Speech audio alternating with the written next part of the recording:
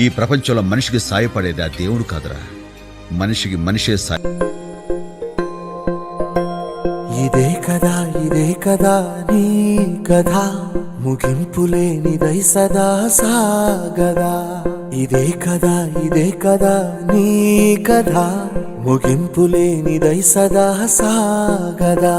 నీ కంటి రెప్పలంచున మనస్సు నిండి పొంగిన ఓ నీటి బిందువే కదా మీరు కూడా ఓ ముగ్గురికి సాయపడండి, వాళ్ళని మరో ముగ్గురికి సాయం చేయమని చెప్పండి.